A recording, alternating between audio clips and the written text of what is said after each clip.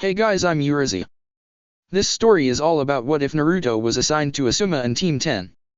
Mizuki never got to shoot his mouth off at Naruto the night he took the Scroll of Seals. Other than skipping a half-manic monologue from him, what exactly did this change for everyone's favorite blonde ninja? Who knows? Before we proceed with the story, please like and subscribe to this channel if you liked the video, and don't forget to check the description for the other works of the author if you liked the story. Let's start. Chapter 7, Have-Blade. It was a 2-day excursion, moving at the fastest speed that Team 10 could collectively muster to get them from the side of the country they were on all the way to the other side where they were meant to head over to. A message from Konoha to Asuma and his team informed them that they were needed to head to Nami no Kuni, Land of Waves, to provide assistance to another squad of genin along with their Jonin sensei that were in over their heads. Despite cutting a very good pace to make it to the coast, that was where they ran into a problem, as getting from the mainland to the island nation would prove to be rather bothersome in itself, as seemingly no ships were making their way to or from the country. Ino had a hand on her hip as the 3 genin of the squad took a rest in a port town at the border of Hino Kuni, Land of Fire. She looked out at the ocean where she could barely see the outlying island at the outer limits of the horizon. How did anyone else get there in the first place? What are we supposed to do if we can't even reach the place we're supposed to go? Are we just going to fail our mission off of a technicality or something? Naruto was sitting on the edge of a nearby WHRF, kicking his legs over the edge and looking at the ocean. He had never seen it up close before. It was great. Asuma sensei is handling it, Ino. All we can do right now is just wait for him. Yeah, Ino. Shikamaru said, laying down in a pile of thick rope as makeshift bedding. Asuma is a jonin. They're supposed to be experts at every aspect of shinobi life. I'm sure he can find a way to get us to Nami no Kuni sooner rather than later. Until then, just chill out and rest up. No doubt whatever we end up doing once we get there is going to be troublesome.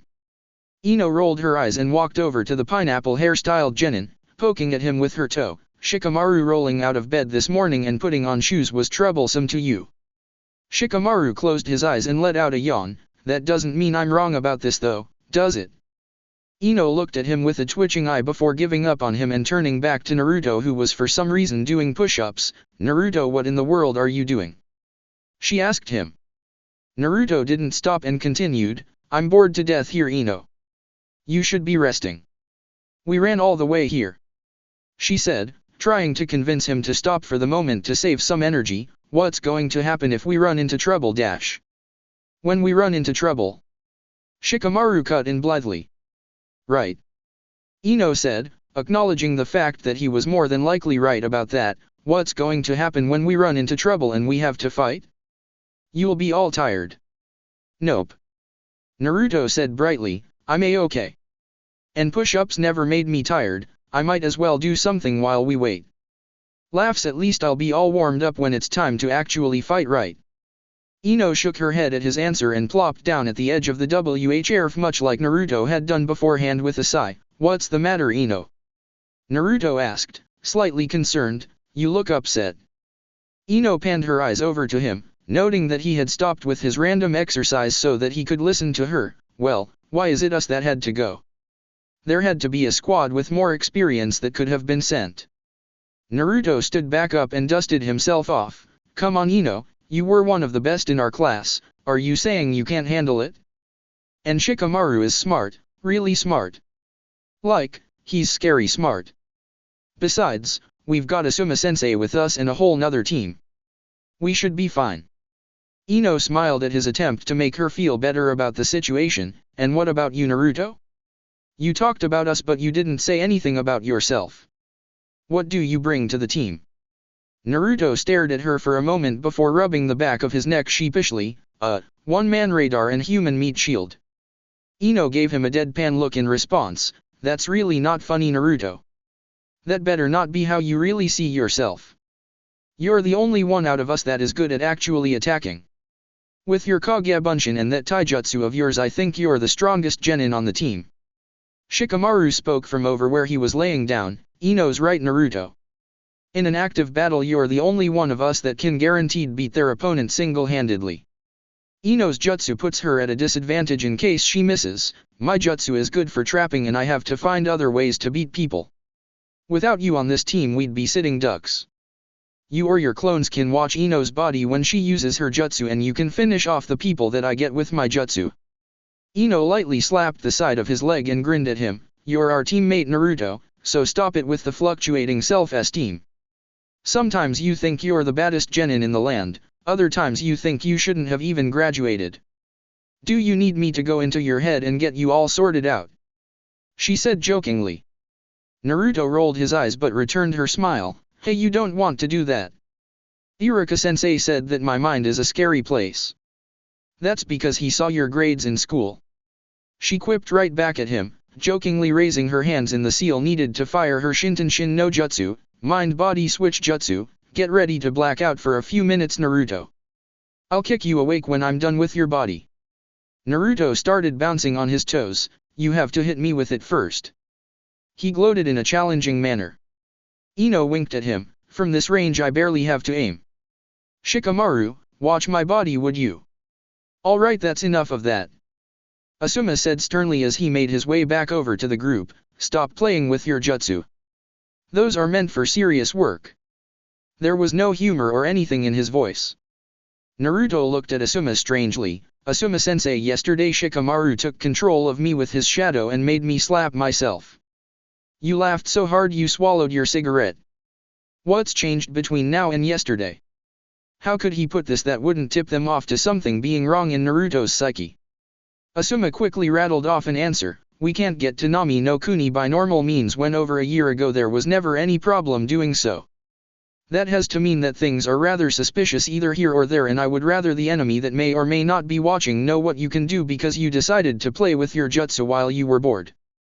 He almost cringed at his response. That excuse was flimsy at best and he knew it. Hopefully they wouldn't call him on it if he had a serious enough look on his face, and they didn't. Sorry, Asuma-sensei. Naruto and Ino said in unison. Still, in his head he needed to come up with something better. That excuse would only work for the duration of this mission. He might not come up with another one if they decided to mess around like that again, and the last place he wanted Ino to be was crawling around in Naruto's head, lest she come across a dark little secret, one that could potentially tear her mind asunder. Shikamaru gave Asuma a long hard look for being so strange about Ino using her jutsu. He placed it in the back of his mind for later and spoke up. So do you have a way for us to get over there, or are we landlocked and have to go home? Because I'm completely cool with going home. Asuma sighed at Shikamaru's expected attitude. Remember, Shikamaru, there is always a way to get anywhere no matter what, and it's called money. We're going to pay someone with a boat to take us across, but we're going to need to get some money fast. They want way more than I have on me to make the trip. How much? Naruto asked. Asuma scratched his nose. 300,000 ryo. Naruto and Ino stared at Asuma blankly after hearing the amount of money they needed to gain passage to Nami no Kuni. What? Both of them exclaimed simultaneously, getting Asuma to clean out his ears after hearing both loud blondes shout at him. Yeah. Asuma said when the ringing in his ears stopped. Apparently there's a sort of blockade around Nami no Kuni. Ships trying to get onto the island have to pay a steep tax to get in. Apparently it's orchestrated by the powerful shipping magnate Gato. He's got control of Nami no Kuni's trade routes, so unless we can actually pay for passage aboard a ship and the extra that's needed to actually get there, not to mention the amount that they need to pay to actually be allowed to leave. How in the hell are we going to get 300,000 ryo? Ino asked angrily. We're kids. A month's worth of deranked missions doesn't top out at 300,000 for all four of us combined. It barely tops out at over 100,000. Shikamaru sat up from where he had been laying down and began thinking while Ino fumed over the situation and Naruto stared at his frog wallet sadly. Hey. Shikamaru said, getting everyone's attention, I think I have an idea. Everyone moved over towards him. Naruto, how long do you think your Kage Bunshin can hold a henge? 12 hours later, Nami no Kuni. As night had fallen, from a distance at the outskirts of a port town in Nami no Kuni, Team 10 watched the ship they had taken to the island nation disembark back to the mainland hastily. They had slipped off of the ship unseen while Gato's harbor patrol had gone on the ship and collected the money from the captain. Instead of a patrol, they looked more like a bunch of thugs. Damn good plan, Shikamaru. And good work, Naruto. Asuma said to the lazy genin and the orange aficionado as he patted the nearby Naruto's spiky blonde head for a job well done. So when do you think those Kage-bunshin of yours will dispel? Naruto started counting on his fingers. I don't know, I can hold a hench for like a week straight if no one makes me break it and I have to split my chakra evenly to make one Kage-bunshin. The longest I've ever had one out was 4 days straight and I just had it doing odd jobs, cleaning my house, studying some notes, just useless stuff that didn't take chakra and I just let it be. I blacked out when I dispelled it though. Ino snapped her fingers and pointed at him. Oh yeah. That was the day you didn't show up to the training field a week ago, wasn't it? Naruto nodded, but these ones are holding the hench so I don't know. He let out a sigh. I made a bunch. And they're still holding out so we don't get busted. I'm going to black out again when they go though, I know it, so can we get to where we need to go fast before I do? How many did you make? Ino asked. Again, Naruto counted out on his fingers. I made enough to put in that sack in increments of 5,000 ryo, so I made 20.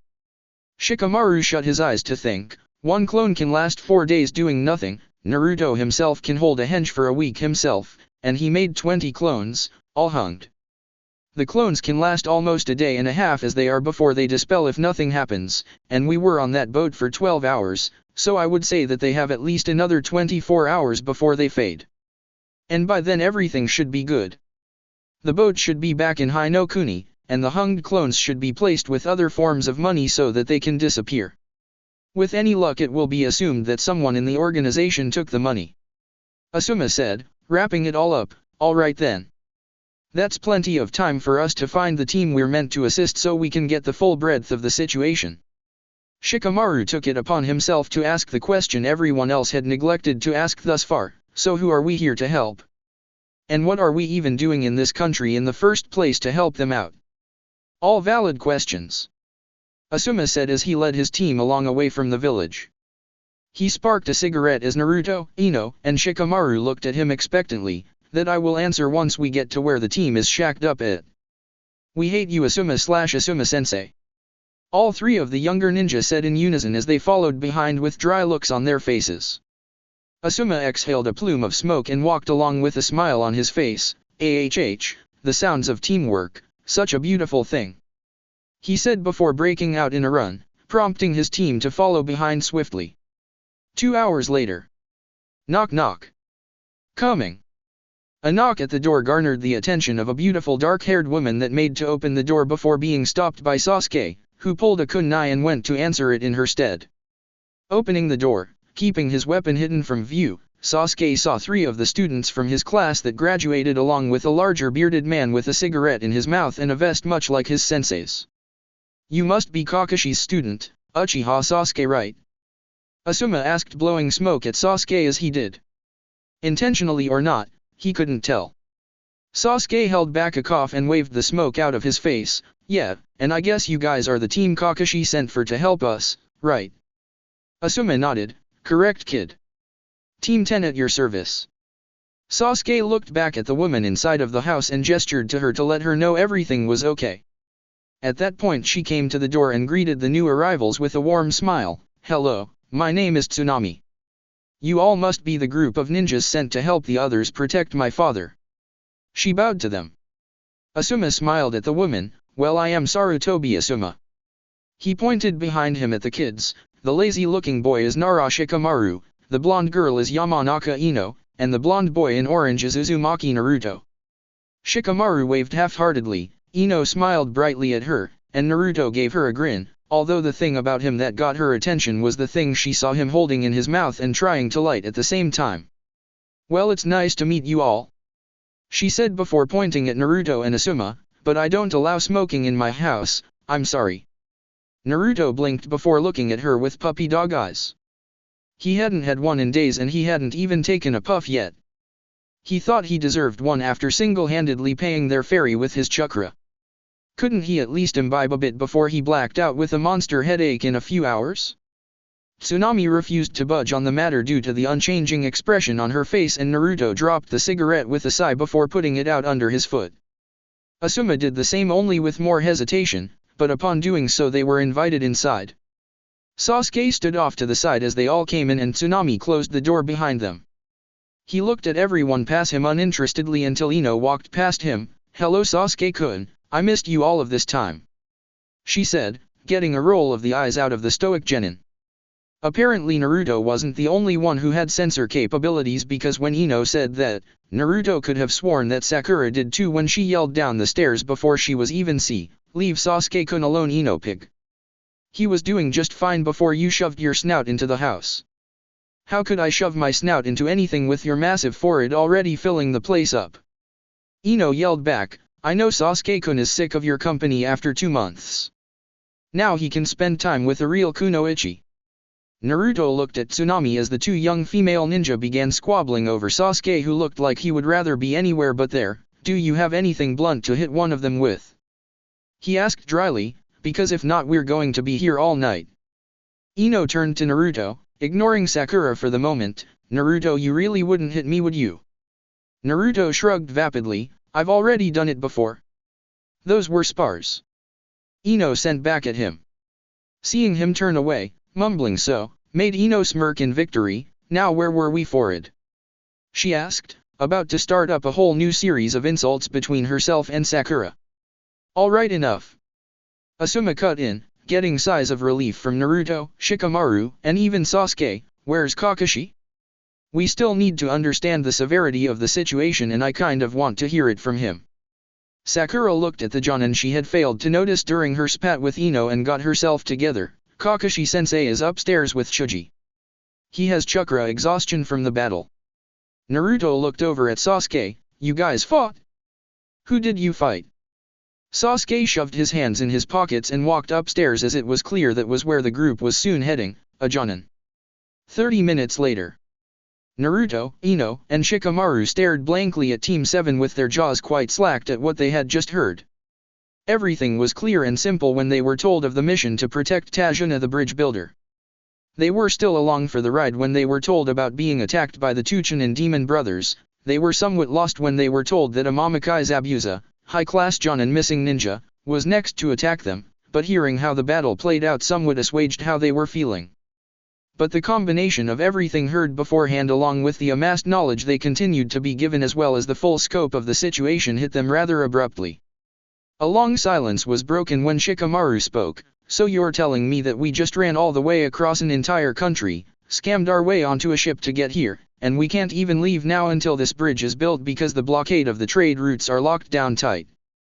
A nod from Chuji and Sakura was the response. Ino spoke next. "And you just got through fighting 2 Chunin and 1 Jonin that you thought you killed, but he got away because someone that was able to pose as a hunter ninja and actually fool your Jonin sensei into thinking the Jonin was dead got away with him to let him rest up for the next go-around." Naruto finished up for them once Ino's question got a response with another set of nods, and in addition to that, the one orchestrating all of this is one of the richest men in the entire world, and he actually has Nami no Kuni under his heel and has full control of the country. Not only that, but he kills anyone opposing him, and that includes the guy you're here to protect because the bridge would ruin his hold on the nation. Again, a nod from Sakura and Chuji. "I see," Ino said before turning to Asuma with anime tears running down her face. "Asuma-sensei, can we go home?" she asked, getting a face fault out of Naruto, who sprung to his feet swiftly after.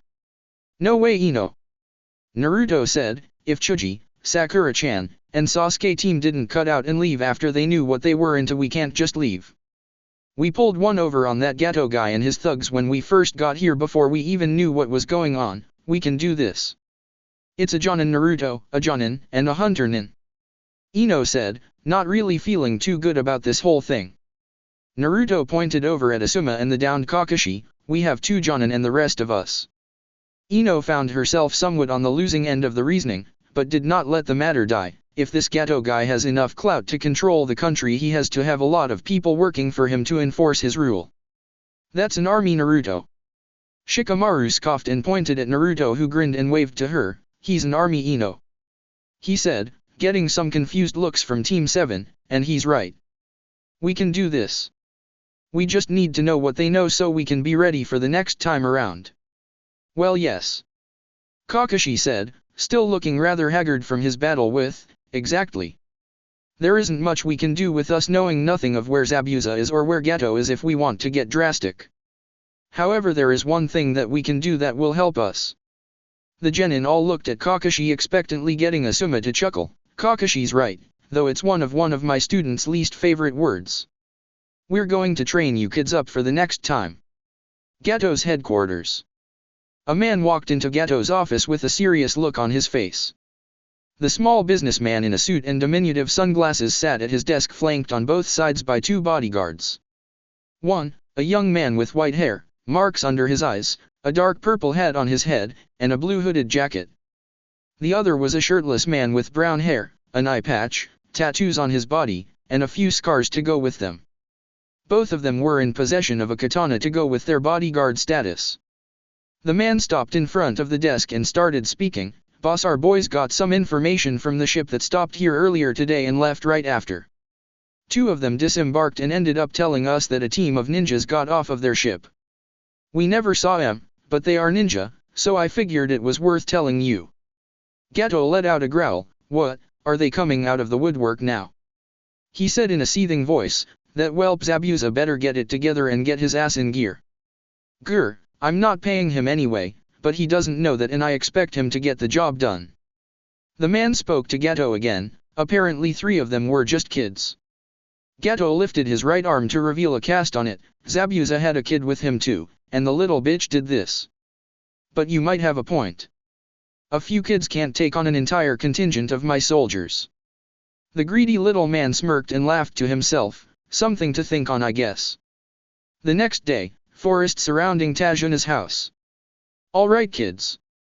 Kakashi said brightly from his place standing on crutches next to Asuma. Today we'll be teaching you all a very important skill that every shinobi learns over the course of their career, early on like the rest of you are now. Asuma had a grin on his face. I was looking forward to teaching this. He then gave a light glare to Naruto. One of you tried taking my fun away by already learning this. He then grinned again, but Kakashi is somehow making up for it by replacing him with 3 of his own genin for my demented amusement. Kakashi gave Asuma a nice smile. I'm so glad I could make your day, Asuma. He turned his attention back to the genin. But you will all be learning how to climb trees. Naruto raised his hand. Yo, Kakashi-sensei, Asuma-sensei, I can already do this. Sakura nodded in agreement. Yeah, we all already know how to climb trees. How is this training, Kakashi-sensei? She asked curiously. Shaking his head at the pink-haired girl, Naruto spoke again. No, you guys can't. I can though. He said, getting a tick mark to form on Sakura's head due to how he made the rest of them sound. We can all climb trees, Naruto baka. Sakura said, fuming at him. What do you think you're trying to say, you idiot? Sakura's inner personality roared inside of her psyche. You might get the concept, Naruto --. Asuma interjected, trying to save his genin from a furious fisticuff, courtesy of Sakura, but the way this exercise is done is to accentuate the most difficult way you can possibly generate chakra through your body. You might have worked it out for your hands, but elsewhere would be a different story. Naruto looked between Asuma and Kakashi repeatedly before sighing and moving between them, pushing them aside to walk towards a tree. That was where all of the normal stuff ended, because Naruto started walking straight up a tree with a dull expression on his face. He then walked down and got back into the lineup with the others who were looking at him oddly. He ignored them for the moment and looked at Asuma. I learned how to do that from my taijutsu scroll because I needed it to make my taijutsu style more effective when I grab somebody like I told you. Well, I had to learn how to do it with every part of my body because I have some moves that need me to keep a hold with other parts of my body to make me harder to shake off. So you can do this? Kakashi asked. Naruto shrugged, in my sleep. He then took note of the stares he was getting from the others. What? Since when could you do that? Choji asked, remembering Naruto having trouble with, well, everything in the academy. He and Shikamaru had never really talked about training when they hung out. He found it too troublesome. 3 weeks. Heh, at first I thought it was something cool that only I could do since I'm learning the style, but I found out it wasn't from Asuma-sensei during the last mission. Naruto responded with a grin. Ino asked a question next. You never did that when we were training, Naruto. Not even during spars, you didn't stick to anything. In response he rubbed the back of his neck sheepishly. Well, I could get a good enough grip on my own during spars. Using chakra to stick would have been overkill. And using it with my feet for the moves I'm talking about, well, those moves aren't as nice as the things you normally see me do. They aren't sparring moves. Besides, when did I ever need to walk up a tree for anything? Just for kicks. He walked over to the same tree and started walking in circles. Yep, this sure came up again and again while we were doing that babysitting mission, he said sarcastically. Right. Kakashi chimed in, well, you just saw Naruto do it. You need to channel chakra to your feet and make your way up the tree. You might want a running start when you do it though, so the momentum will help you when you start off. The two Jonin threw out 5 kunai at their students' feet.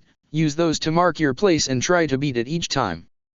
All of the genin, sans Naruto, picked up their respective weapons and took off at the tree. Sasuke made it to his first and took a few steps up the tree before the bark exploded under his feet, forcing him to backflip off and land on his feet before he fell. Choji's attempt was 7 steps up the tree before tumbling down and rolling back, ending with him sitting and looking up at the tree. Ino was feeling good about herself as she continued putting one foot in front of the other as she climbed the tree. The first branch was well in her sight and she reached out for it, but lost her concentration and wound up falling back to the ground, upset enough to kick the tree, which ended with her hurting herself and hopping on one foot cursing at the tree. Hey, this is easy, Sakura said as she sat up on a high branch overlooking the others. Naruto looked up at her and whistled, wow, Sakura-chan. First try? It took me a few days to actually get it. With clones. He added to himself mentally, actually really impressed with her, after speaking aloud, good job.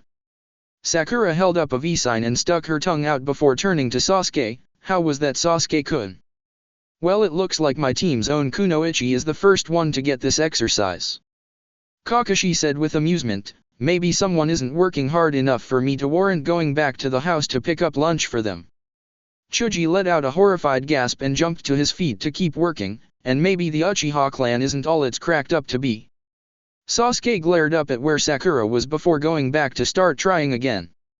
Sakura looked at Kakashi incredulously. What? Now he's going to hate me. You talk too much, Kakashi-sensei. Shikamaru didn't immediately take off like the others did. Instead he sat and watched the others take a few tries. Ino took 2 more tries before getting it along with Sakura, who took another trip up. The 2 girls glared and started jawing with one another once again. Choji kept up at his work with a determined effort to show Kakashi he was trying hard enough to get lunch later, but he kept smashing the tree before getting very far. He then looked at Sasuke, who seemed to have the same idea as he analyzed what was going on. So if I use too much chakra I'll end up being pushed off of the tree like Choji and Sasuke. Is there a certain amount I need to generate? Do I need to generate a consistent amount and keep it? Troublesome, I need to figure this out and tell Choji. Naruto let out a yawn as he stood watching everyone else. He thought of joining in, but him running up and down the trees repeatedly would have just wound up pissing everyone else off, and there wasn't anything he could really get out of it anyway. He placed his hands behind his head and began pacing about in a bored manner, getting Asuma's attention. Naruto, do you have anything you're working on that you could be doing right now? He looked at Asuma and blinked, surprised at being called out, before shaking his head. Asuma made a thoughtful noise, and you say you've got this exercise down pat? Naruto nodded with a grin and jumped at a tree before sticking to it back first. After a few seconds he dropped onto his feet and rubbed the back of his head, seeing as how he had smashed it into the trunk when he was trying to be facetious. Okay, smartass, I get it, he said with a chuckle. He turned to Kakashi. I'm going to take Naruto off somewhere to work on something so he doesn't waste any time here. Alright, Asuma, Kakashi said, pulling out his orange Ika-Ika book. I've got things here in the meantime. The others watched Naruto walk away with Naruto in tow for a moment before getting back to work. Sasuke's eyes lingered on him the longest before turning back to his tree and continuing to train, gritting his teeth determinedly. I am not going to fail and be left behind, he said to himself in an effort to get himself to step it up. Asuma led Naruto to the dock out front of Tajuna's house and stopped at the edge of the water. Naruto simply stared at the water and then at Asuma, waiting for the man to do something, or explain something to him.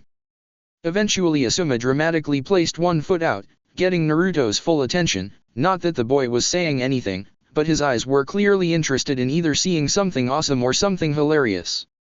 The Jonin stepped off of the dock, but instead of a loud splash followed by Naruto rolling on the dock laughing as hard as he could, Asuma was standing on top of the surface of the water as if he were still on land. He took a few steps out before turning back to Naruto and making a grand gesture. Well, how?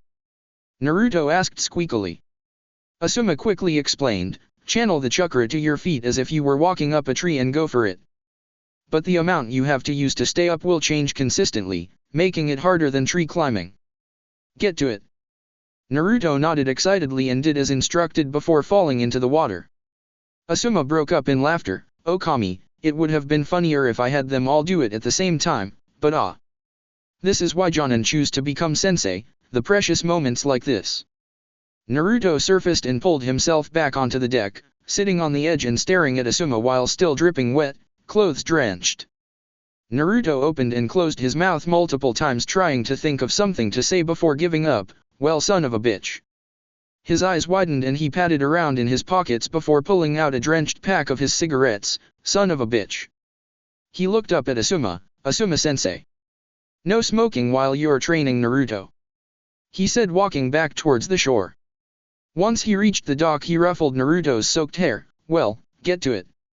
Oh, and can you send some clones to check on Ino and Shikamaru while I go with Tajuna today? I don't really want Kakashi's lazy streak to keep them from getting the finer points of their training down. Actually, one clone should be good. Naruto nodded and stood up before forming the seal for Kagebunshin, making one appear in a puff of smoke. Naruto stood still after making the clone before it dispelled and he fell backwards, almost into the water. Asuma moved swiftly and caught him before he could fall in the water and potentially drown. What hap dash? He asked before stopping himself as he remembered yesterday. Wow. Those clones sure lasted a long time. He picked Naruto up and took him inside the house. The entire scene was witnessed from a window in the house overlooking the ocean by a small boy in green overalls and a white, blue-striped bucket hat. Hours later. Ow. Naruto whined, sitting up on a couch in the living room. Why does the backlash suck so much? He asked himself only to notice a small boy standing in front of him, looking at him rather angrily. Hello. You're going to die here, you know. He said matter-of-factly. Naruto just stared at the kid in shock before speaking. I don't think so. I just got hit with too much information at once and it kind of scrambled my brains for a bit. If I can get an aspirin I should be fine. It's no big deal. The boy's glare on the young shinobi grew more intense. No, you idiot, Gato. Gato's going to kill you guys.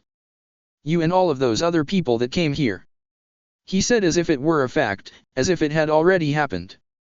Naruto just looked at the kid with a twitching eye before noticing himself covered in a blanket in his boxers. Damn, not cool. He stood up, keeping himself covered. Okay, whatever. I'm going to go ask your mom if she has anything for my head so I can train. He walked into the kitchen, seeing Tsunami sitting at the table just looking out the window. Excuse me ma'am, do you have any aspirin? And could you tell me where my clothes are? She looked at Naruto and smiled warmly. Of course dear, and I'm sorry about Inari. He was like that to the others too. I just don't know what to do. She said, quickly moving to a cabinet and retrieving 2 pills that she handed to Naruto. Here you go. Your clothes are outside drying. They should be done by now. Let me get you a glass of water. Naruto accepted the pills with a grateful smile of his own. Man, no adult was ever this cool to him in Konoha. That's okay, I don't need the water. He said before quickly downing the pills and heading outside where he saw his stuff hanging up, his sandals on the ground underneath them. He reached for his clothes before looking back at the ocean. Meh, I might as well stay like this. I'll just end up messing my clothes up again. He immediately hopped over to the WHRF and attempted the same process as the first time before dropping into the water again. Tsunami heard the splash and came outside to see Naruto pulling himself out of the ocean. Are you okay? She asked. Naruto spat out a mouthful of seawater and gave her a thumbs up. Yep. I'm good. Just training to walk on water. He said to her before making another attempt, actually staying up for quite a while this time before dash. Gah. He shouted before going under once more, this time getting out with a growl. Are you sure this is possible? Tsunami asked, not knowing much about what it was that ninja did regularly and how they went about doing them. Naruto nodded, oh yeah, don't worry. I'll definitely get it soon. I've got to get stronger to make sure your father's safe after all, don't I? He gave her a wide grin that she couldn't help but return.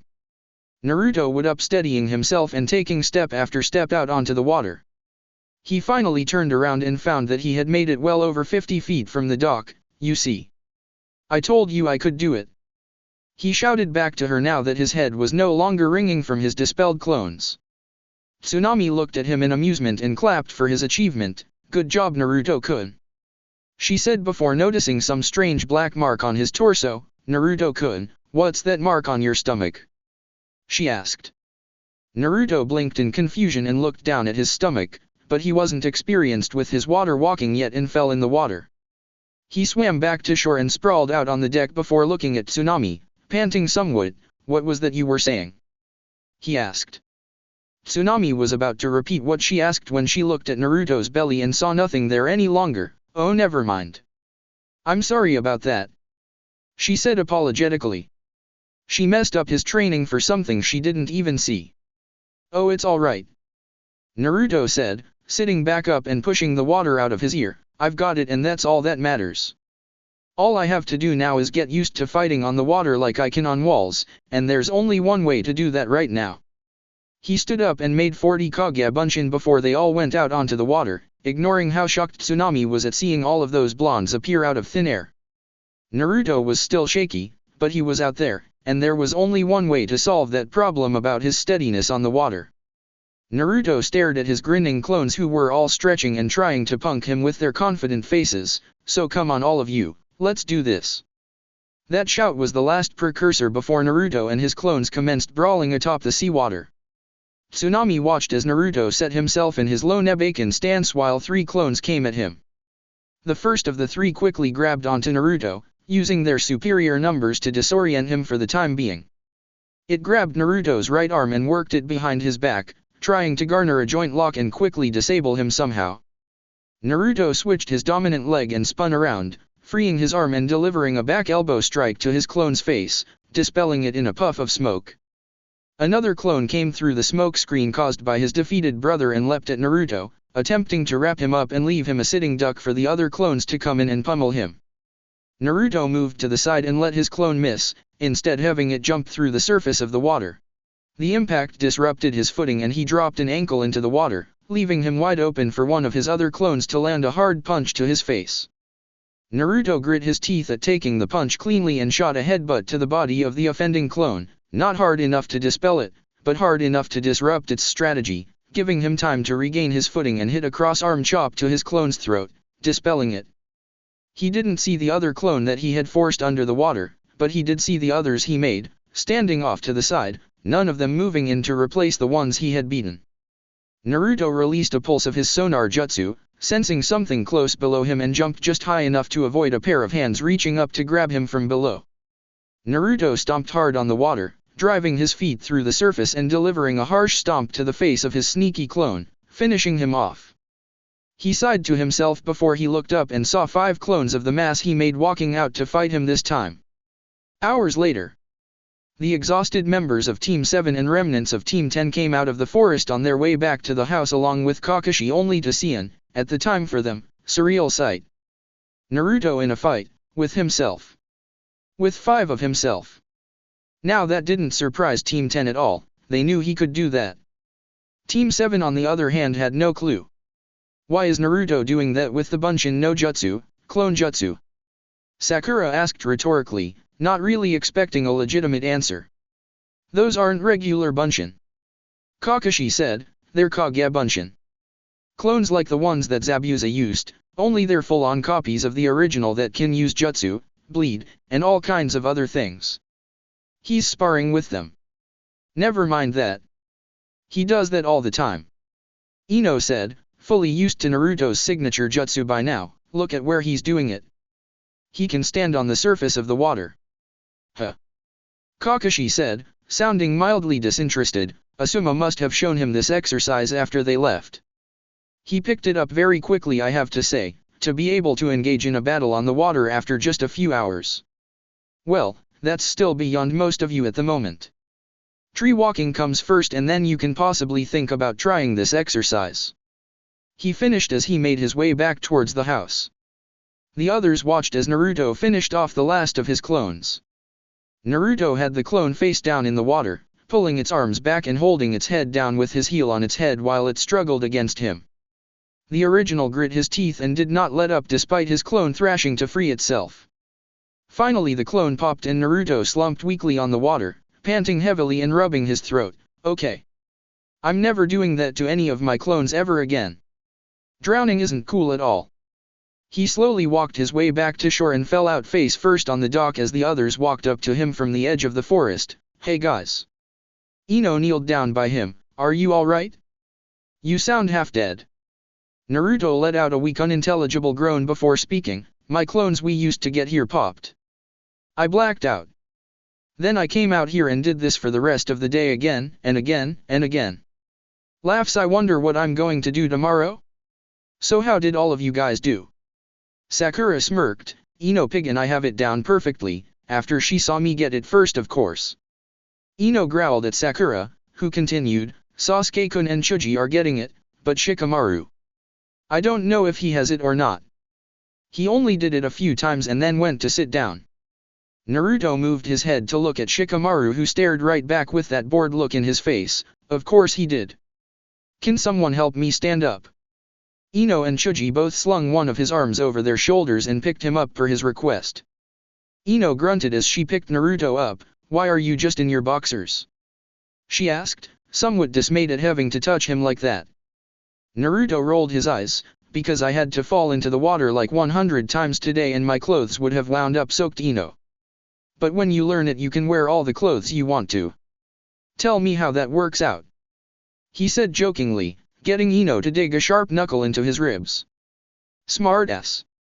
She said before changing her tone, hey, could you teach me how to do that tomorrow?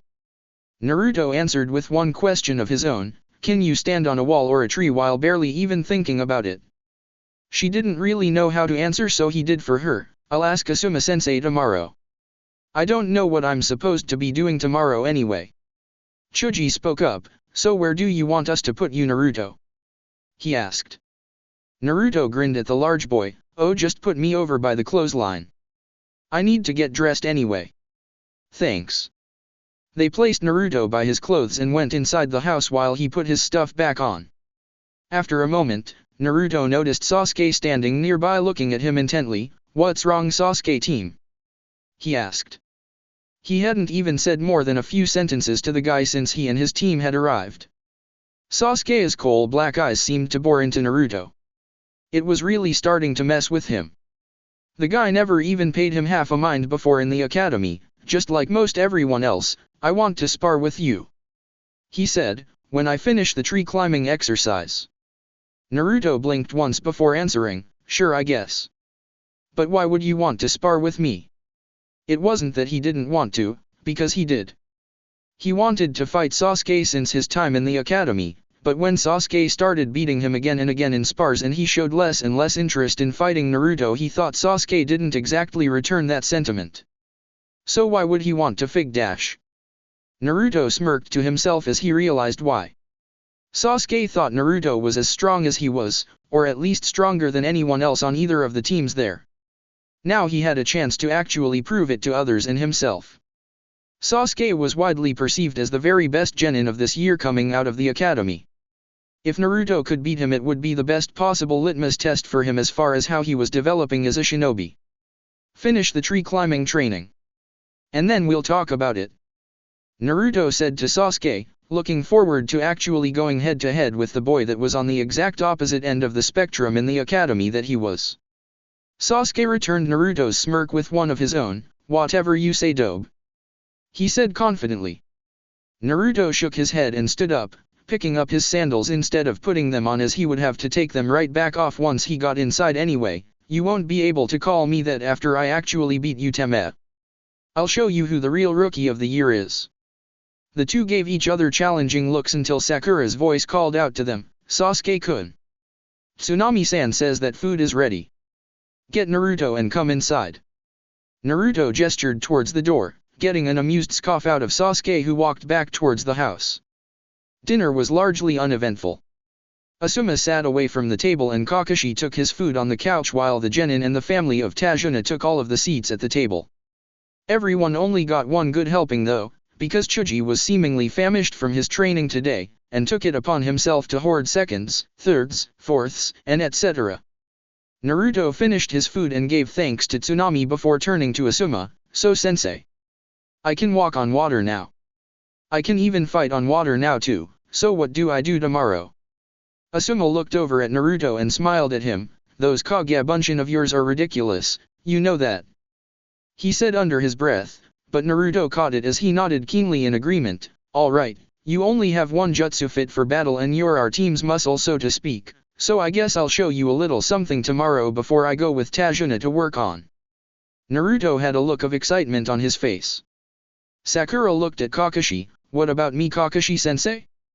Or Ino Pig? We finished tree climbing. Asuma rubbed his beard and looked at Kakashi. Naruto can give them the water walking exercise and they can work on that. They should get that just as quickly as they got tree climbing. Kakashi nodded in agreement, getting smiles out of both girls. I'd better get the lion's share of the pay when we get back, Kakashi. I'm doing your work for you. Kakashi shrugged. If I felt that I would be of any use if Zabuza or anyone else showed up again, I would go with you, Asuma. Thanks though. Don't worry, I've been keeping a good eye on your students for you. He said in his characteristically dull, yet chipper voice. You didn't watch me all day, Kakashi-sensei. Naruto slipped in, poking a hole in the man's statement. Actually, Naruto .. Kakashi interjected, giving what everyone swore was a smile had that mask not been covering his face to the boy. I got back before Asuma did, and I saw you training at the end, so I technically did watch you while Asuma was gone. Naruto gave him a dry look, ignoring the snickers from everyone around him. I don't think I like you too much right now, Kakashi-sensei. Kakashi's smile never dropped. Oh, don't say that. I'll grow on you soon, trust me. By now everyone had finished and the girls were helping Tsunami with the dishes when Sakura took notice of a picture with a missing section. Hey Tsunami-san, what happened to this picture? It looks like a corner is missing, like it was ripped out. The civilian family all bristled at the seemingly innocent question from the pink-haired female genin before Tajuna finally spoke. That part of the picture used to contain the image of a man this country called a hero. At hearing that, Inari stood abruptly and ran out of the kitchen and upstairs. Inari. Tsunami called after him before turning to Tajuna. Father, you know you can't talk about him around Inari. She then followed after Inari upstairs. Kakashi looked over at Tajuna, who had his head down. So I'm going to go out on a limb and guess that there's a story there. Tajuna nodded. Well, would you mind letting us in on it? Tajuna took off his glasses and wiped any smudges he might have on them off. Seeing as how part of it has to do with the entire reason you're all here, I don't see why not. He took a deep breath before continuing. This is the story of a man that inspired our entire nation. A true hero of Nami no Kuni. Everyone else in the room sat in rapt attention as the old bridge builder began his story. How to train your genin. Tip 4. Do not be afraid to challenge your genin. The life of a ninja is hard and oftentimes extremely short. It is a good thing to want to keep your students safe and have them succeed at things that they feel comfortable with, but how will that prepare them for true emergencies? For when they are actually needed in something important? The answer is, that they won't be. You will never know how they will respond under pressure until they actually are pressured. The best way to get them ready for stressful situations and danger is to put them in stressful and dangerous situations. This can be easily accomplished.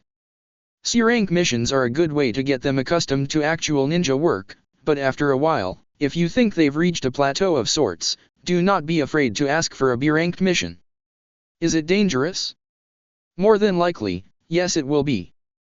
But eventually they will be forced to fight for their lives, to brave great dangers for their comrades and village. If done in a semi-controlled way to get them ready, you can mentor them through it, as is your job as their Jonin sensei anyway.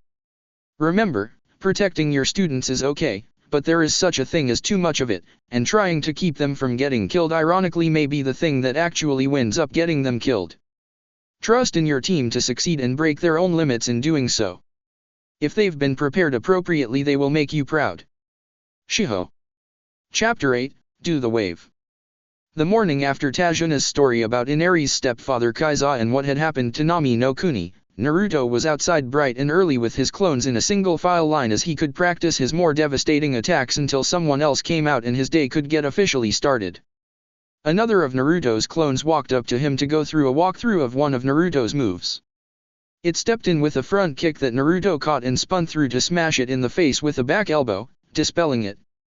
His mind was firmly planted on the story he heard the previous night. Hearing about what Gato had done to a man trying to keep his land prosperous and free made Naruto sick. If he could get one clean shot at Gato while he was there, he would freely take it. Also hearing about Kaiza made Naruto wonder how Inari could say such a thing, that heroes didn't exist. If not, then what had all of Kaiza's actions been? Had they served any purpose to the boy at all? Such a traumatic experience would obviously mess with his worldview, but if that was how he really felt, that they were going to die, then what did the little boy think was going to happen to his grandfather? Did he think he was just going to walk on home after they were all finished off? No, he was the real target. If Gato could kill Tajuna without even having to deal with the Konoha ninja sent, he would. The only reason he even would possibly care about them would be because they would be protecting Tajuna. Naruto continued to work his attacks with his clones until the front door opened to reveal the remnants of Team 10 and Team 7 coming out the door. As the boys headed out to the forest with Kakashi, Asuma walked over to Naruto and motioned for Ino and Sakura to walk over to him and for Naruto to do so as well. Okay girls. You both did well learning tree walking, but today you'll learn water walking like Naruto here has. Naruto, if you would demonstrate. Dispelling his clones, Naruto walked to the edge of the dock and jumped off, landing on the surface with his feet. It's like sticking to the tree, except because the water is always moving, you have to match the amount of chakra you need to go with the flow of the water. He stopped and thought for a moment. You're going to want to take your clothes off too. Naruto. Ino and Sakura yelled at him, we're not getting undressed out here, you pervert. Naruto's cheeks heated up and he looked away, grateful he was standing on the water, something they couldn't do at the moment. I didn't mean it like that, you guys. I meant dash.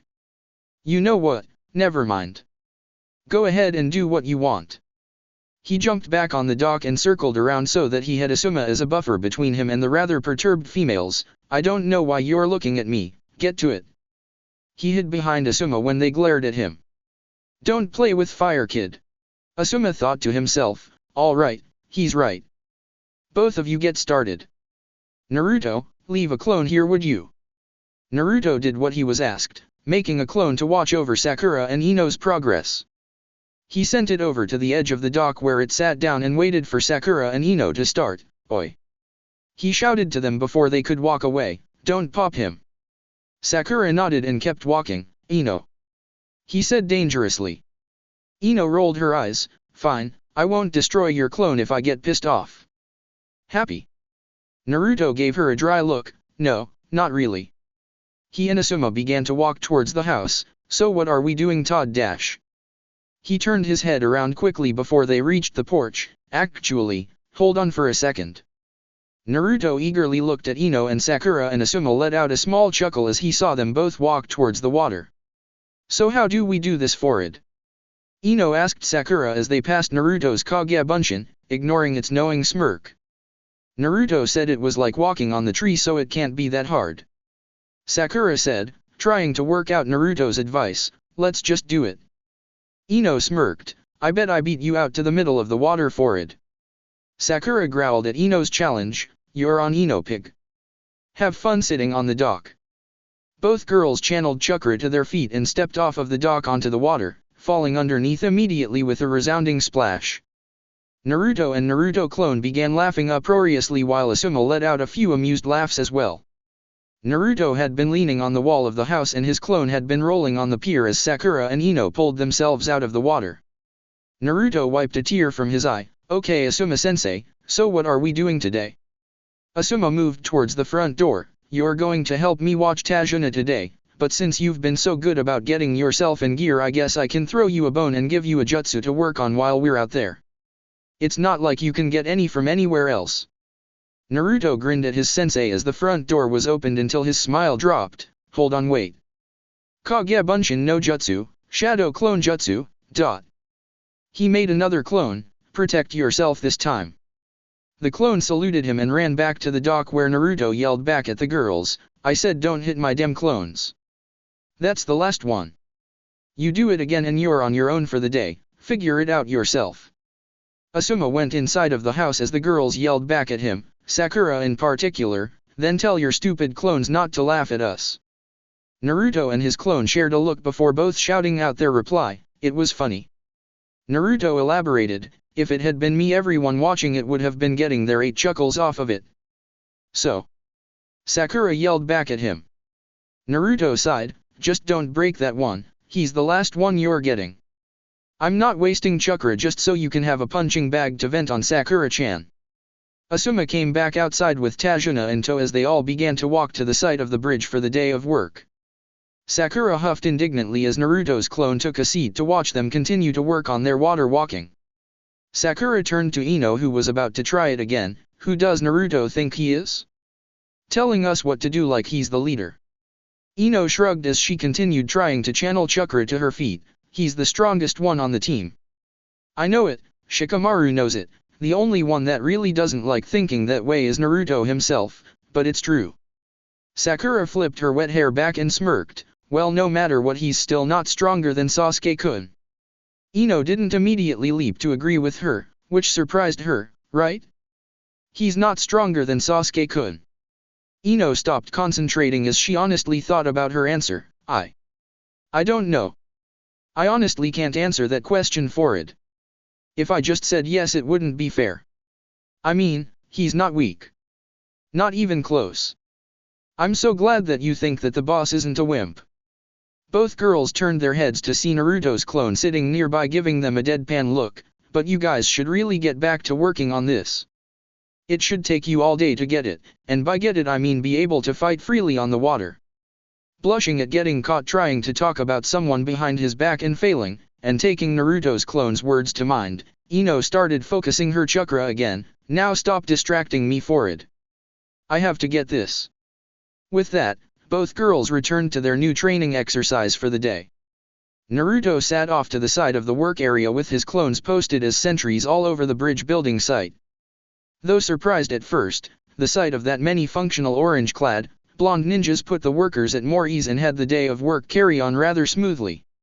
Every so often Naruto was letting out a burst of Shakura Hankyuti to no Jutsu, Chakra Echolocation Jutsu, to monitor places he couldn't readily see on his own and found that when it came to people he knew, it was getting easier to distinguish more subtle figures, as it was getting easier and easier to locate Asuma and tell which outline was his no matter where he followed Tajuna at on the bridge. Up close he could even start to make out people's facial features and physical details with nothing but the jutsu and not his eyes. Asuma walked over with Tajuna to check in on his more or less head of security. Do you have anything strange, Naruto? Anything suspicious to look out for? Naruto shook his head, no Asuma-sensei. The clones that went ahead and popped themselves to show me something were all false alarms. Everything's clear as far as I can find. Well then. Asuma said with a grin, I guess it's time to teach you a new jutsu to use. He saw Naruto hop to his feet in eager anticipation. Kid, you're going to be learning something a lot of genin don't get to learn, especially this early. You're learning Shunshin no Jutsu, body flicker jutsu, ... With that, in order to demonstrate he immediately disappeared in a burst of smoke and reappeared atop a crane a good distance away before doing it again and returning to Tajuna's side in a matter of moments. Naruto's eyes widened as that had been the jutsu he had bugged the Sandaime Hokage to learn and ended up in the library for the first time. How do I do it? Asuma placed the boy's hands in the ram seal. You're going to have to channel chakra through your body enough for a temporary boost of speed. Your movements should be covered by a puff of smoke that usually covers you when you use it. When you get better at it you can make it even flashier to distract your opponents, but for now you'll have smoke. Eager to begin his training on his new jutsu, one that he had actually wanted to learn for a while, Naruto began to get to work before asking a question, any advice? Asuma nodded, yeah, don't try going too far with it or too short a distance. It's meant to cover some ground, but it isn't anything to move long distances with. it's more along the lines of something that can get you out of sight. Going too short would be a waste since anyone with half an ability to sense chakra could tell where you are going and it's not fast enough to get the drop on someone that already knows you're there. Don't use it in the middle of a battle. Only one guy I've ever heard of could, and that's because he cast genjutsu before he started using it. He ruffled Naruto's hair. Now get to it, kid. It helps to have a good knowledge of where you want to go, either by being able to see it, or by it being a familiar place. Naruto shrugged and began to go through the motions while Asuma held Tajuna back from continuing on his way so that they could watch his first attempt. Naruto thought of aiming for the top of the crane like Asuma did and did so. Okay then, Shunshin no Jutsu, body flicker jutsu. Naruto's body was shrouded in a puff of smoke. Clang. Asuma burst out laughing loudly when he saw Naruto belly up right next to the crane with a massive bump on his head. Watch that tunnel vision, Naruto. It's hard to see properly when you use that move. That's why it's good for moving in straight lines. The guy that mastered that move had Sharingan so he could see things slower. He didn't have that disadvantage. Naruto rolled over amid the laughter from the workers and even his own clones who had seen and heard him hit. I hate you, Asuma-sensei. Asuma walked up and picked him back up onto his feet. Oh, you don't mean that, kid. Take it slow with this one. He pointed at a group of around 10 Naruto's clones who were using the jutsu back and forth along the bridge. They're getting it. Just do it along the ground for now before you try using it in elevated spots. Naruto growled at his clones. Oi. Get your asses to work, I didn't say you could train. A few of the clones flipped Naruto off. We're bored and now we've got a new jutsu to learn. You watch the bridge, we already saw how much you suck at using it. Naruto dispelled his clones and created more before using Shunshin to make it back to his original position. It didn't feel as forced this time. Like I had already been practicing it. He looked down the bridge at Asuma and smirked as he again used Shunshin, only this time he appeared right next to his sensei, scaring the hell out of Tajuna. Sorry, old man. He quickly apologized before looking at the bearded Jonin. Hey Asuma-sensei, either I'm really good and can move already or this wasn't as hard as you and Hokage made it sound. Asuma gave Naruto a strange look. You should have crashed about 5 more times before you started getting it. This is only your second TR dash. He looked at Naruto's clones who were back on sentry duty. You said that you use your clones to study things, right? Naruto nodded. Yeah, I had them read all of the stuff that Shiho-chan gave to me. I can learn what they learn. The Jonin stared at Naruto for at least 30 seconds before popping a cigarette in his own mouth and lighting it, keeping a cool facade despite the storm going on in his head. Okay Asuma, calm down, so you have a gold mine ninjutsu specialist prospect on your own team? Big deal, it's cool, no need to get all fired up and start raving about it. You'll swell the kid's head. We've got to test this clone thing out later. Asuma had to fight the urge to begin frothing at the mouth and running back to Konoha to brag about what he had just found out about Naruto. Instead he gave Naruto a smile. Good work, Naruto.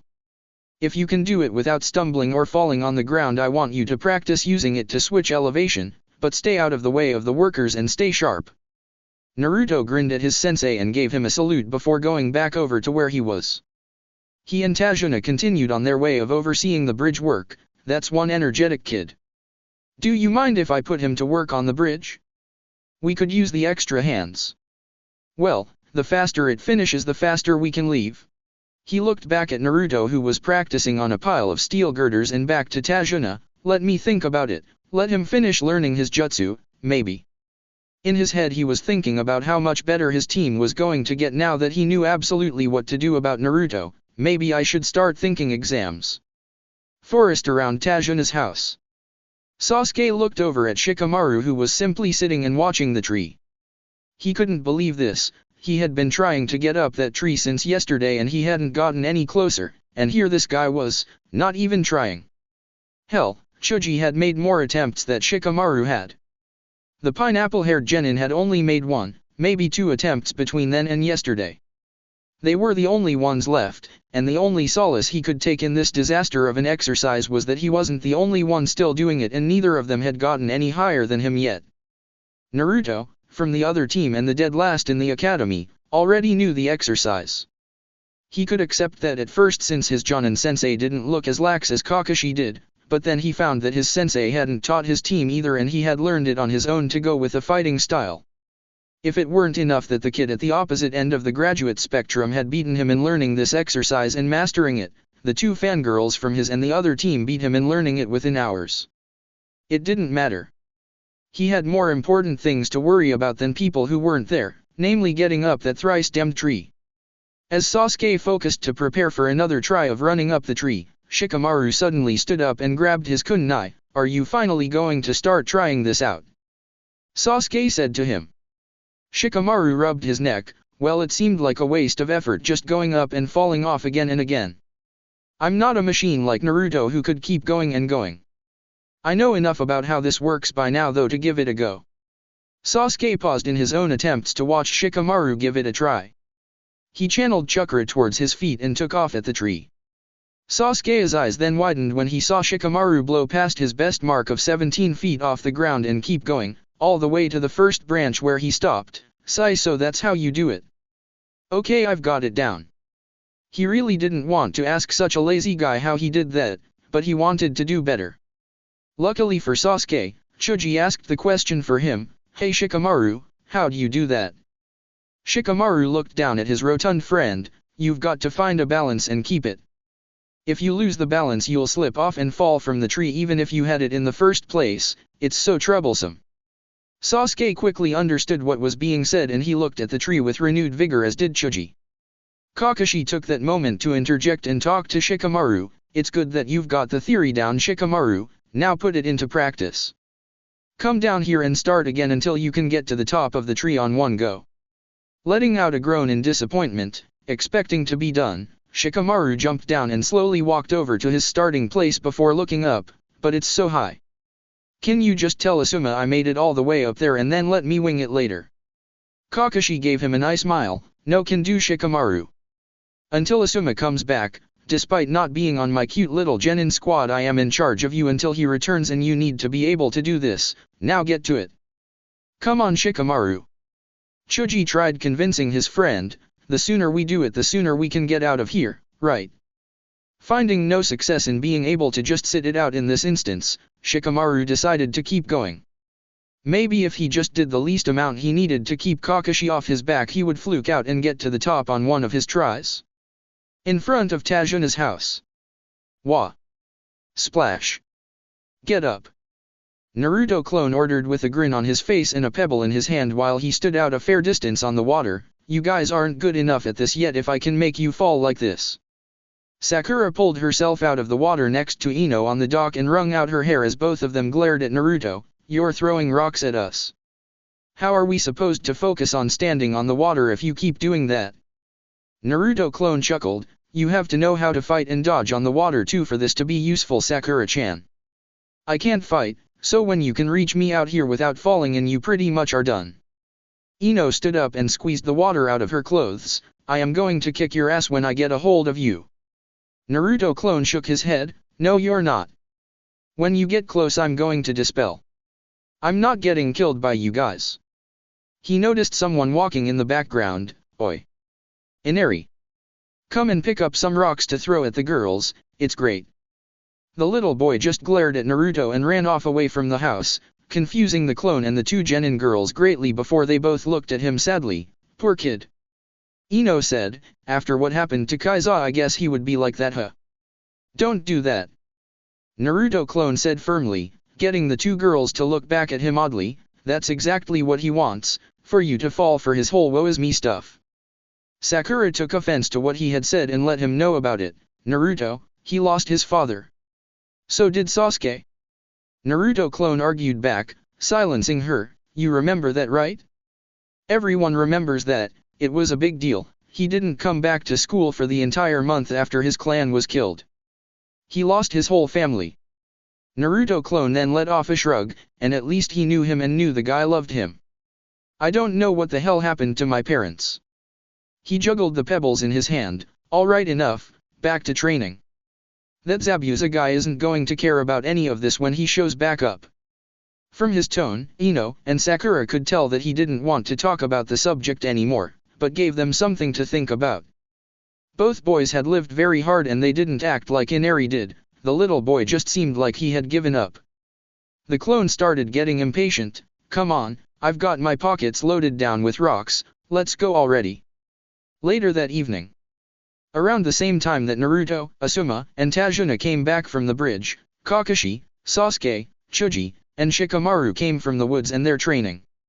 The two groups converged and walked the rest of the way to house together. Naruto moved over to the other genin. Did you guys get it yet?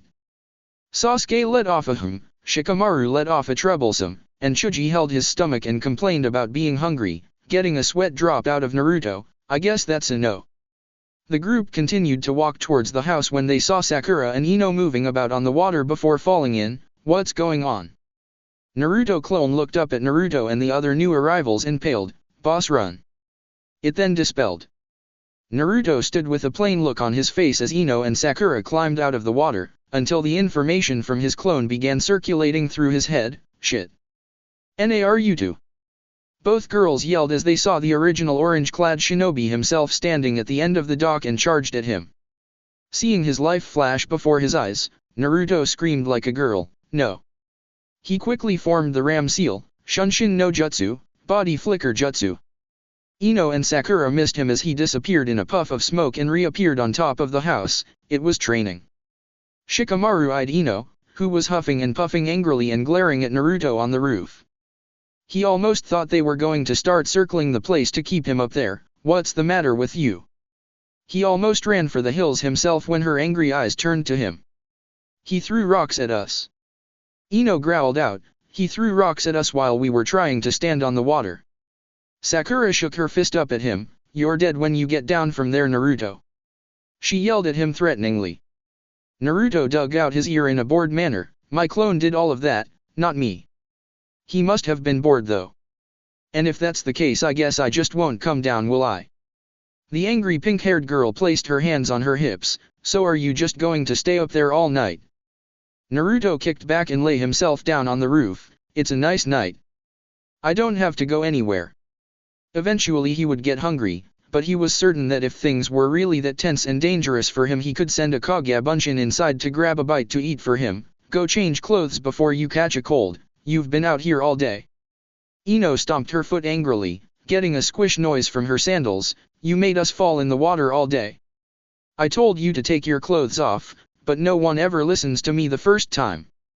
He defended, flinching slightly when he felt the killing intent directed at him from the girls who he forgot could get up there in a matter of seconds. Open window. After rapidly pulling off his sandals, Naruto darted in through the window just as they started jumping up to where he was. No running or shoes in the house. The others walked inside as Tsunami yelled at the genin already in there. Naruto-kun. Tsunami asked the boy from her spot at the table, are you sure you want to be all the way over there while we eat? Naruto looked up from his bowl and gave her a thumbs up from his spot, a safe reactionary distance away from Ino and Sakura. Yep, this is just fine. I'm great. And it was. He'd rather not get beat up by girls right then. Shikamaru and Chuji were trying and failing to hold in their laughter. So you're saying that Naruto's clone spent the entire day after you could both stand on the water throwing rocks at you and making you dodge them? Ino nodded and stopped eating for a moment. At least it had the good sense to stay away from my face, but these bruises aren't going to go away for a week. I didn't hit you that hard with them, Ino. Naruto disputed from his position far away. He would have tried fighting you both on the water, but if you hit him once he would have popped. So he threw rocks at you. It did the same thing. I bet you guys will have it down perfectly soon. Sakura looked over at Sasuke. How about you, Sasuke-kun? Did you finish yet? Sasuke looked up from his food for a moment to answer. Tomorrow. He said before he went back to eating. Same here. Chuji said before holding his bowl out. Can I get more, please? He let out a happy laugh when his request was fulfilled and his bowl was refilled. Asuma looked at all of the genin around the table and the one that was still keeping a safe distance away from the potentially volatile pair of kunoichi his clone had been picking with all day and smiled. Well, it looks like you're all as prepared as you're going to be for Mamakai Zabuza. You've all done very well. I can't take it anymore. Inari yelled, standing up from his seat angrily. You all can't beat Geto. He's going to kill every single one of you. Naruto snorted from his spot away from the table. Kid, we're not just going to roll over and quit. Your grandfather isn't, your dad didn't, well neither are we. We're not like you. Inari turned his venom on Naruto. Yeah, well I'd hate to be like you. You laugh and joke all the time, but people like you don't know how hard life can be. You done? Naruto asked, his temper getting more and more spiked by Inari's attitude. I'm tired of hearing your nasty little mouth, kid. You haven't said one positive thing since I've shown up here. You say we're going to die, well what do you think is going to happen to your grandfather if we die? Do you think Gato's going to let him go home? No. He'll kill him even if he swore to quit working on the bridge. You're pretty much wishing death on him by wishing death on us. Inari looked at Tajuna, tears forming in his eyes. The old man sadly nodded to Inari. I can't back out of this, Inari, even if I wanted to. I'm seeing it all the way through. Kaiza would have, and I am too. Naruto stood up. He's doing what he can for you, for this country. I walked through town today. When was the last time you went? He asked Inari, who couldn't answer him. Obviously you clearly don't know how hard life can be, because if you did you would be shutting the hell up right now. So you can sit on the sidelines and whine and try to get everyone to feel just as useless as you, or you can do something about it. I don't really care which one it is because I just can't deal with you anymore. Naruto stood up and started walking towards the door to leave. Ino shook her head as she saw tears start streaming down Inari's face. Naruto, that might have been too much. Hey, where are you going? She asked him before he could exit. He looked over his shoulder. To beat the hell out of my clones. He said angrily, you shouldn't follow me. He shut the door behind him as his footsteps thudded off of the wooden porch. After the sound of his footsteps disappeared, Ino and Shikamaru stood up to go after him when Asuma stopped them. Let him go. Guys like Naruto need some time to vent. He'll be fine by himself. Naruto stood in the middle of the forest. Tajuya Kage Bunshin no Jutsu, multiple shadow clone jutsu. Naruto surrounded himself with countless clones that all shared his expression. One turned to one of his brethren and punched it in the face, dispelling it. From that moment on, a free-for-all was declared. The rest of the night the sounds of angry pitched battle filled the woods. The next morning, a teenage girl with long black hair and brown eyes wearing a pink, sleeveless kimono walked through the woods with a basket in hand when she saw a boy laying down covered in scuffs and bruises. As she got closer she took note of the headband wrapped around his neck. A Konoha ninja? But this one isn't any of the ones that we saw last time. Did they get reinforcements? I left all my weapons at the hideout. She narrowed her eyes and set the basket down before quietly creeping up to him, slowly extending her hand to strangle him right then and there. Right as her hand got in range of touching his throat, he grabbed her wrist and forearm with both hands and wrapped his legs around her neck and arm, proceeding to turn the tables and choke her with his legs. Bastard clones. I knew I didn't get 'em all. This is the third time this happened. He mumbled sleepily until he failed to hear a pop that usually occurred when he choked his clones for too long. Naruto opened his eyes and didn't see a clone of himself. He saw a girl his age slowly turning red in his grasp. Naruto yelped and quickly let go before backing away against a tree. Okami, I'm so sorry. I've been fighting all night and my opponents were being dicks and started hiding from me.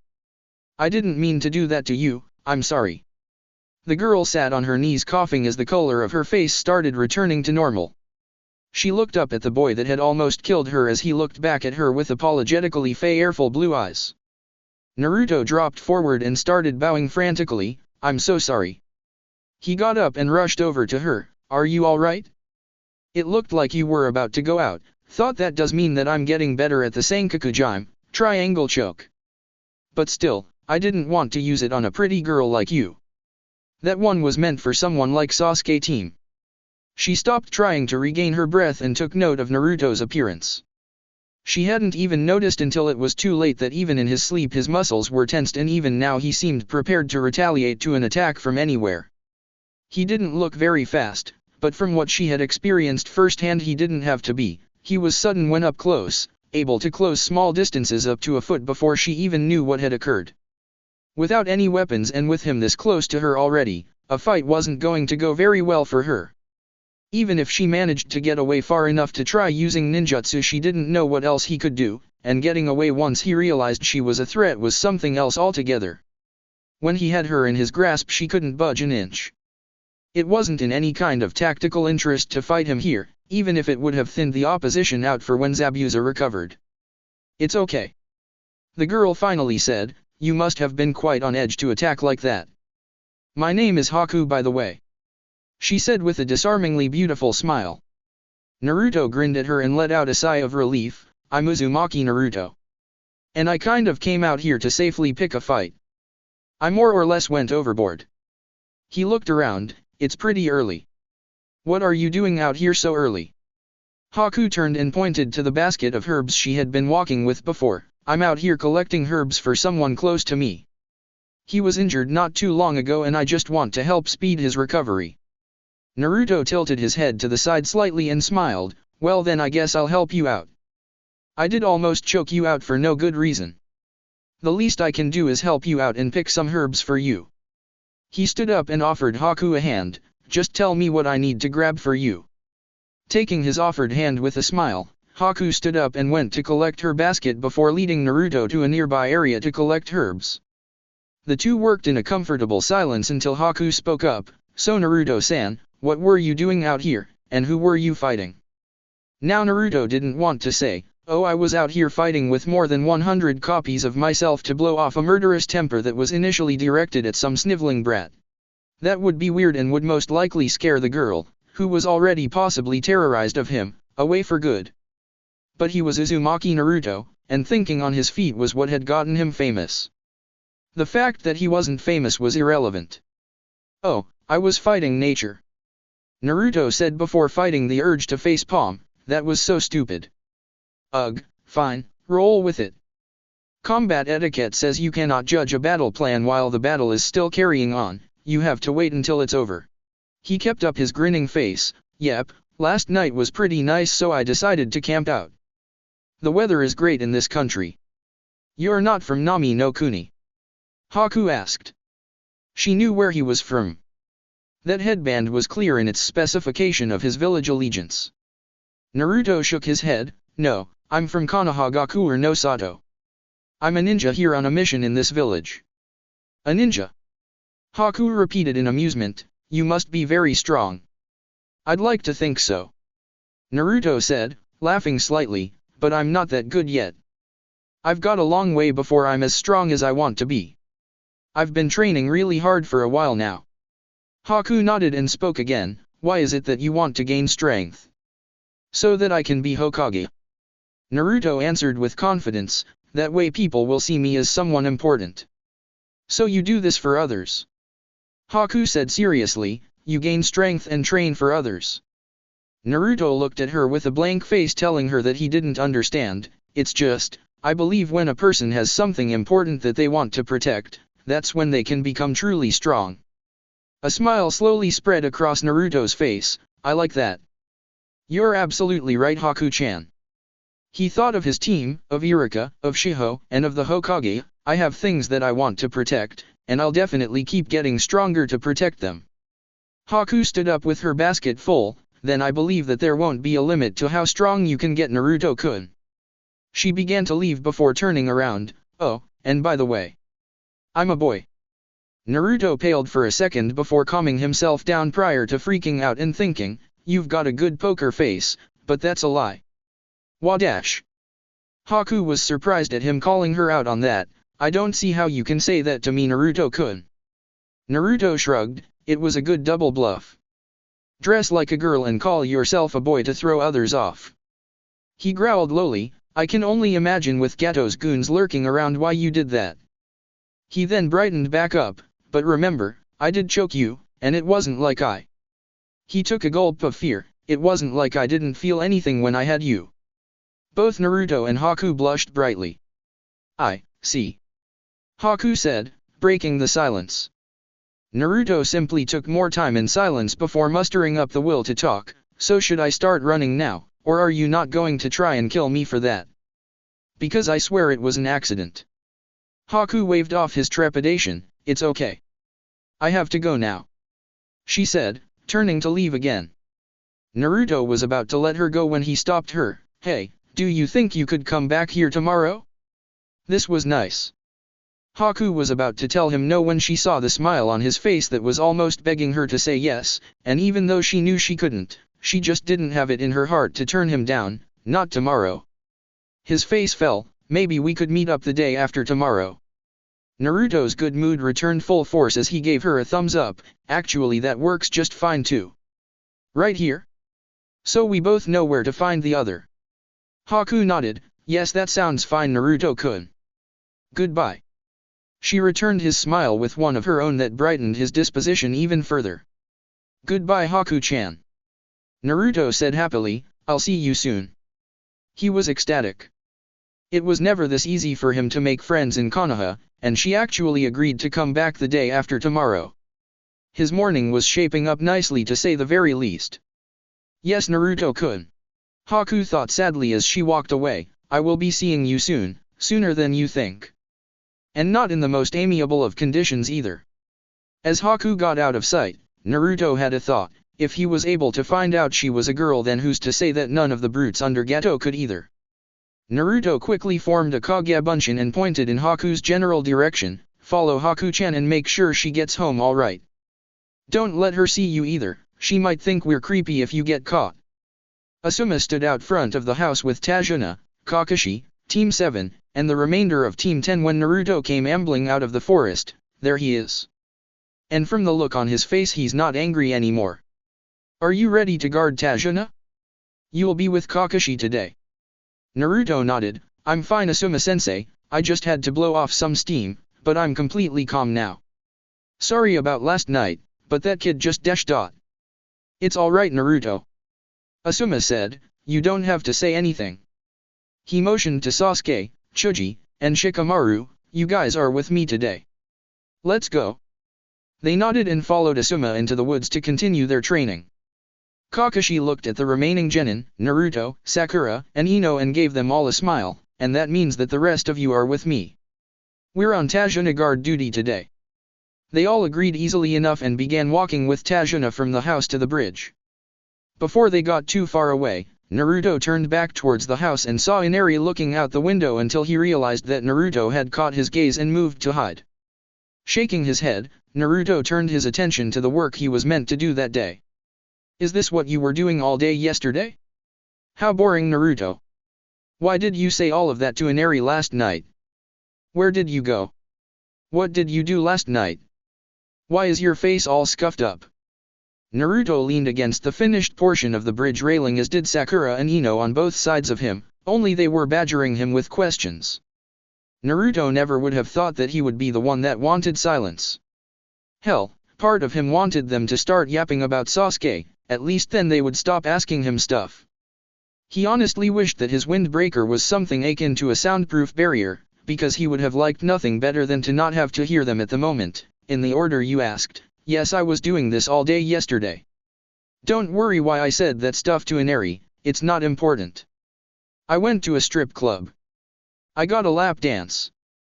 And the strippers were a little rough. Two fists deposited themselves on his cheeks. Ow, but worth it. Why didn't that hurt you more? Ino fumed. It didn't even look like he had registered the hit. Naruto swished his mouth around. Did one of them dislodge a molar with one of those hits? Oh well, he didn't care right then. It did hurt, but I'm leaning against the railing and I get punched in the face by myself every single day. I hit harder than you. Sakura crossed her arms and looked away. Stop trying to be cool, Naruto. Naruto looked at her and then at Ino. I'm cool, aren't I? Ino gave him a wry smile. You're cooler than everyone thought you were, but you're still not as cool as Sasuke-kun. Both girls let off a swoon and repeated Sasuke's name wistfully. And on that note, Naruto said as he got off of the railing and walked away from the girls to find Kakashi before they could get started on their Sasuke kick. A burst of his sonar jutsu located Kakashi's tall, spiky silhouette easily enough and the young blonde bounded over to him. Hey Kakashi-sensei. The silver-haired Jonin looked down at Naruto. Oh, Naruto. Any trouble? The boy shook his head. No, nothing so far. Naruto said, somewhat downtrodden. He was getting antsy. As much as he tried hiding it, he wanted some action to go down, he couldn't help himself. Sasuke had fought a Jonin, he hadn't gotten to fight anyone yet. Kakashi-sensei, what can you tell me about this Zabuza guy? You fought him and beat him, didn't you? Kakashi nodded. He's a top-level ninja Naruto, the kind of guy that a new genin like you shouldn't even consider fighting even under the most auspicious circumstances, because he will always be dangerous. He almost beat me and killed the entire team. Naruto gulped. What did he do? Kakashi looked up in thought as he remembered the events of the battle. He managed to trap me and target my genin. Luckily Chuji showed a lot of heart and destroyed the clone with his family jutsu, that let Sasuke shoot off a jutsu of his own that forced Zabuza to let me go. From there on I refused to let him get any other chances. Still, he got away when that hunter ninja showed up. I should have been more attentive. We were lucky that after the trouble with the demon brothers earlier, Chuji had the idea to send to Konoha for some assistance. What if it had been his own team? What if Team 10 had gotten this mission instead? He was certain that they wouldn't have turned back either. They would have wound up fighting whoever this Zabuza was. What if Asuma had been the one who had gotten trapped and unable to defend the students? Could Ino and Shikamaru have been able to get him out? Could they win if they had to fight? I believe when a person has something important that they want to protect, that's when they can become truly strong. It won't matter now, Kakashi-sensei, Naruto said, prompting Kakashi to look at him in mild surprise. The blonde had a look of determination on his face. We won't lose to Zabuza, or that hunter ninja, or anyone. We're not going to let this keep happening to this country, Kakashi-sensei. If we're going to show this place that heroes still exist, then we're going to have to be those heroes, aren't we? Naruto's face morphed into one of shock before his gaze hardened over trouble. Zabuza. Kakashi wondered. It didn't really fit his MO to be this blunt in his approach. Naruto shook his head. No, it's a bunch of thugs coming this way. Kakashi took note of the serious look on Naruto's face. You take Ino and Sakura and handle it. I don't believe you have any combat experience. While fighting a powerful ninja and taking on some thugs are completely different things, you still could use the experience. I'll stay back with Tajuna. Naruto nodded and made the ram seal before popping off in a burst of smoke. He already has that jutsu down well enough to feel comfortable using it like this. You really do have your father's talent inside of you, Naruto, and your mother's tenacity. Naruto appeared in front of Ino and Sakura in a puff of smoke. We need to go. Now. Where? Sakura asked as she and her fellow kunoichi stood up and followed Naruto, who immediately took off running. What's the matter? Naruto and the girls kept running for a few minutes before reaching the edge of the bridge where several of Naruto's clones had their kunai out and at the ready behind the construction gate. On the other side stood around 20 of Gato's men preparing to storm the site. Outside they stood, terrorizing people off of the streets and otherwise harassing people joyfully. You don't want to be on the side of these fools. What do you all care anyway? This isn't your country, it isn't your problem. It is now. Naruto said, cracking his knuckles as he stared down the thugs holding a myriad of weapons, from simple household tools to actual swords. Now I think you don't want to be on Gato's side. You should leave now. He pulled up a fistful of shuriken. The men all laughed at Naruto. A bunch of punk kids are going to tell us to leave? Get in there and tear that brat apart. Naruto didn't say a word. He simply formed the seal for his most battle-ready ninjutsu and wound up side to side with 50 clones, all with shuriken in their hands. Who's going to tear who apart? With that, half of Naruto's clones jumped up over the height of the fence and pelted every thug in their range with their weapons. That lone attack cut down several of Gato's thugs that were unable to run away and hide behind any cover fast enough. Is that all you've got, brat? You're dead when we get in there. Naruto again didn't say anything. Half of his clones simply boosted the others over to allow them to jump to the thugs' side and begin a melee battle. The clones beat down the men and took them by surprise before they realized what was now happening. The return assault began, claiming the lives of the Kage Bunshin sent after them, but not fast of efficiently enough. The remaining clones on Naruto's side took the tops of the gate and began picking off hapless men in the middle of their scrum against the infantry clones one by one with precise kunai shots that grievously wounded many. Eventually the casualties were too great for them to continue fighting and they started retreating, leaving their wounded comrades moaning in pain in the streets as the retreat started becoming a rout, Naruto's clones chasing them all the way. The people who had been watching from safe points came outside and started cheering at seeing someone show Gato's goons up for the first time in a long time. As they began cheering, Naruto dispelled his clones and let a sheepish grin cross his face as the attention fell on him. Ino and Sakura stood back, having watched the whole thing firsthand. The original Naruto hadn't moved an inch the entire fight. His clones had done all of the fighting and had been an overwhelming force against the group of men. They were largely untrained thugs meant more to intimidate than to fight actual battles, but he hadn't even needed to go over and fight himself. He hadn't even needed to say a single word. Sakura looked at Naruto uncomfortably soak up the praise from the workers who had seen him fight, when Shikamaru said that Naruto was a one-man army. Ino nodded, smiling fondly at Naruto's victory. Shikamaru loves Naruto's Kage Bunshin more than Naruto does himself sometimes, I swear. He says, why play shogi when I actually have real soldiers to work strategies with? She looked at Sakura who still could hardly believe the usefulness of Naruto's signature jutsu. That's why I said that I don't know whether or not Sasuke-kun was stronger than Naruto. It wouldn't be fair to Naruto to just say that he was blindly. Naruto ran over to the girls, cutting their conversation short. I think I should stay here in case something like this happens again. If something happens on your end, I'll have some clones with you so that I can find out for myself. Tell Kakashi-sensei, would you? Ino playfully saluted Naruto, getting him to roll his eyes amusedly. Sakura put on a tentative smile, sure thing Naruto. You've got it. They both took off back towards the unfinished part of the bridge where Kakashi and Tajuna were. Naruto's smile dropped as he turned towards the wounded men that had been left behind and found one that wasn't too bad off. His attitude shifted as he remembered one of the most important lessons Shiho pounded into his head early on. That information was one of the most powerful tools in the shinobi world. Taking this to mind, Naruto made his way over to the man who saw him coming and fearfully crawled along the ground until he reached a weapon and got to his feet. He stood with a small club in his hand and glared at Naruto hatefully. You think you'll get away with this, you monster? There's more where we came from. He yelled before charging Naruto outright. I know. Naruto said lowly as he prepared himself for the incoming attacker. Naruto darted forward as the club was swung. He maneuvered himself so that the dangerous portion of the club didn't hit him. Instead, the inside of the man's fist hit his bicep and shoulder.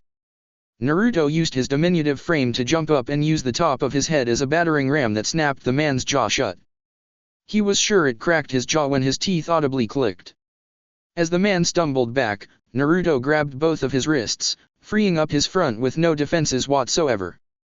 Naruto kicked out the insides of his legs to drop him to his knees and planted the sole of his foot right on the man's face, sticking with the use of chakra. Naruto jumped forward, ignoring the fact that the man was on his knees already, and drove him onto his back to deliver a stomp kick that pressed the man's head between his foot and the ground. Yosai no Hukai, collapsing fortification.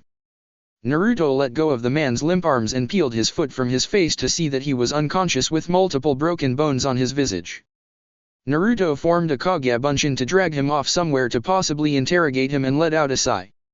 He looked down at his hands to see that they were shaking and he couldn't will them to stop. He hoped that was just nerves from the adrenaline wearing off. He decided to stake out the entrance to the building site for the rest of the day and took a seat near the gate to stand watch. He reflected on the battle he had just had. It wasn't a Jonin for sure, but he thought that he had done awesome.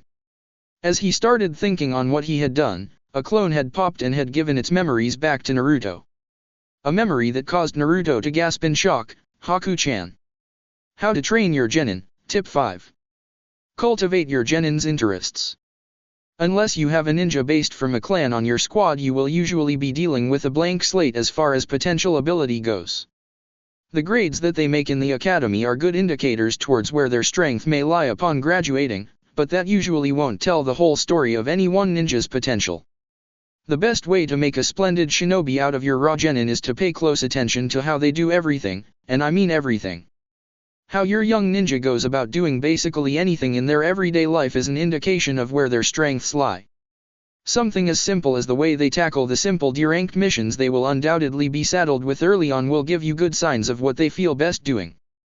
Before taking the mission, do they ask many questions? That could be a sign for someone interested in an intelligence career. During the mission, do they work fast and complete the assignment with more than enough energy to burn? That could be a quick response ninja or maybe a potential ninjutsu specialist once their chakra reserves increase higher. The point is, do not have them settle into a cookie-cutter mold of what you see most ninja doing. The more unique a ninja is, both in skill and possible eccentricity, the more likely they are to be powerful or good at what they do. Tell me you haven't seen a couple of wingnuts around the village and then after asking about that crazy guy over there, come to learn that they're 10 times better than you. Individuality is important towards a ninja's overall skill set. Having everyone be just the same as everyone else in their talents makes a very uniform, one-dimensional military, and that is and always has been a detriment to martial might. Shiho. That's it for part 3. Thank you for watching and see you on the next video.